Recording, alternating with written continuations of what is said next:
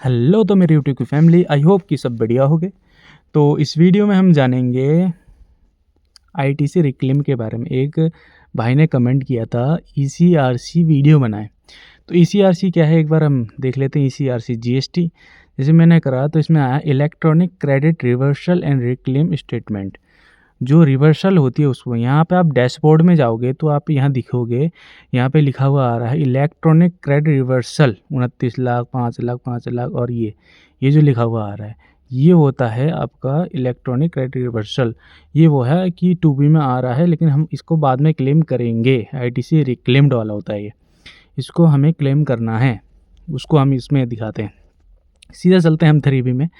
3B में जैसे हम चले तो 3B में खोलना तो आता होगा आपको, नहीं आता। रिटर्न के बारे में इसमें नहीं समझा रहा, सिर्फ आपको ये बता रहा हूँ कि ये अभी हमने 3B खोला है। 3B में हम कहाँ से देखना है मैं आपको उससे पहले आपको मैं एक एक्सेल शीट, लाइक कमेंट और शेयर भी सब्सक्राइब कर दिया करो भाई लोग, प्लीज़ रिक्वेस्ट है। उससे पहले मैं आपको एक्सेल में एक चीज़ समझाना चाहता हूँ। जैसे ये यहाँ पे देख सकते हो सिस्टम कंप्यूटेड वैल्यू आ रही है 5 ये वाली तो मैं पहले यहाँ लिख लेता हूँ, फिर आप लोगों को मैं समझाऊंगा। जैसे सिस्टम कंप्यूटेड है, सिस्टम कंप्यूटेड जो जनरेटेड है ये 2B से जनरेटेड है।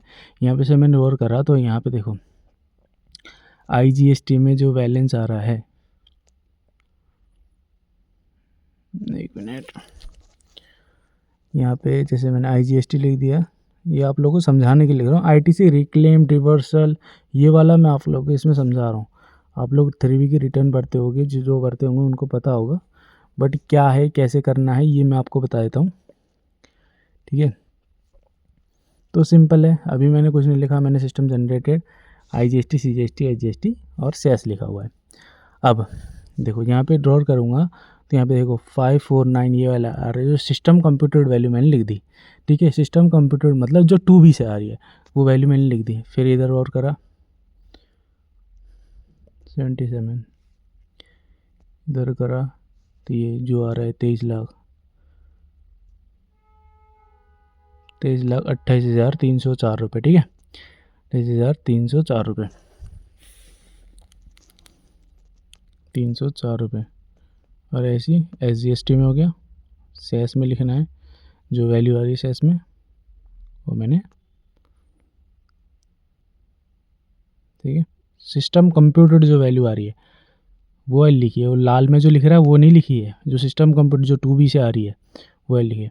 अब जो लाल इसीलिए होगी क्योंकि वैल्यू मैंने बढ़ा दी, ठीक है। क्लेम्ड जो मैंने क्लेम करा मैंने वैल्यू बढ़ा दी, तो जो लाल वाली है उसको लिखना है। जैसे मैं एग्जांपल में मैं आपको समझा रहा हूँ, ठीक है।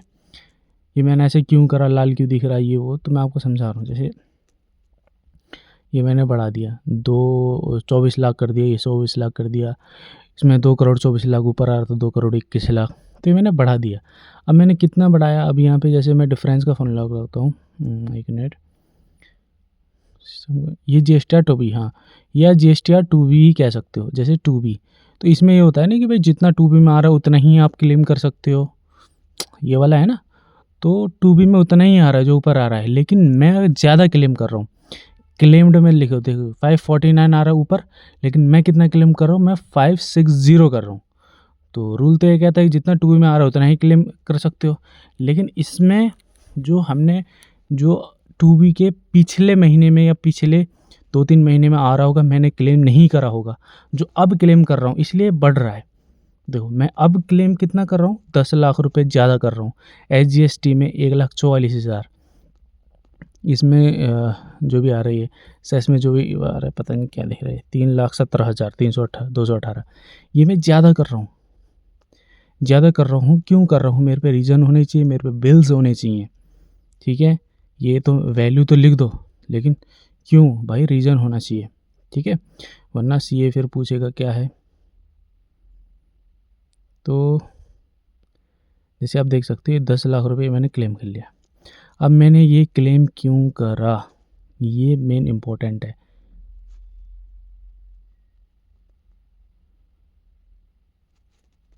ये ज़्यादा इम्पोर्टेंट है, ठीक है। तो आईटीसी रिक्लेम मतलब ये मुझे क्लेम करना है 29 लाख रुपए। इसको मैं एक बार मैं कॉपी पेस्ट करके ले आता हूँ। ये वैल्यू 2B में आ रहा होगा लेकिन मैंने क्लेम नहीं करा, उसको अदर्स में दिखाया होगा, इसलिए बढ़ता गया ये।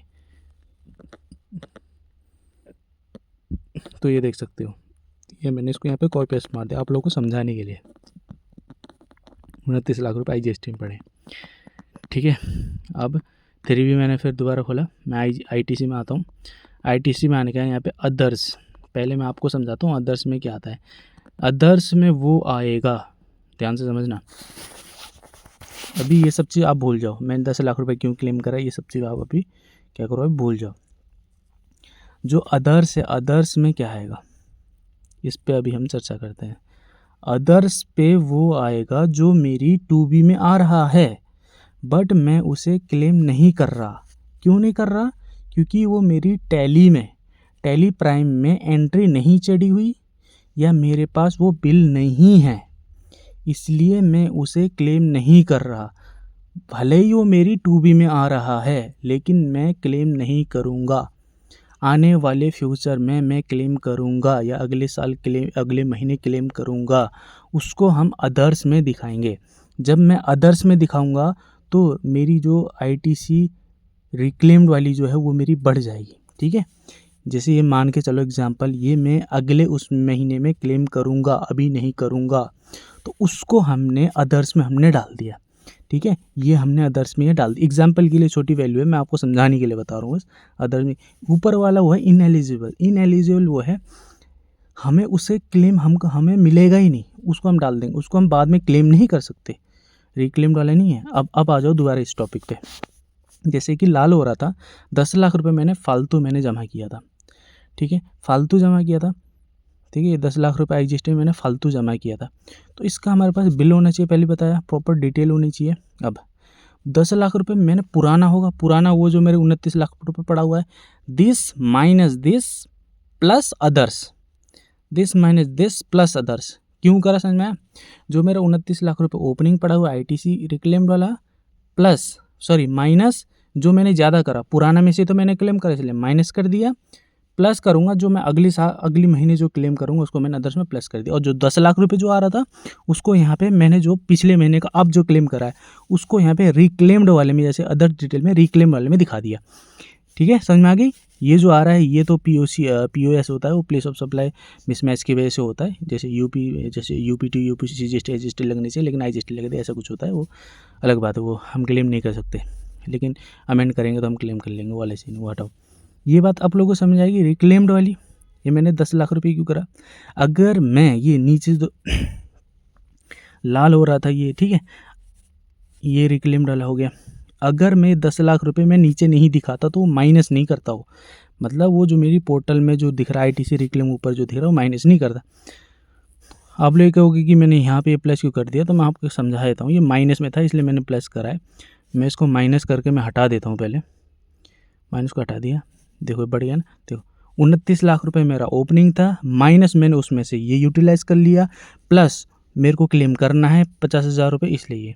तो अभी मेरे पास जो बैलेंस आएगा जब मैं रिटर्न भरूंगा, रिटर्न भेज दूंगा, तो बैलेंस आएगा 18 लाख, जो भी आ रहा था 18 लाख जो भी था, ठीक है। आई होप आप लोग ये बात समझ आएगी ITC रिवर्सल वाले।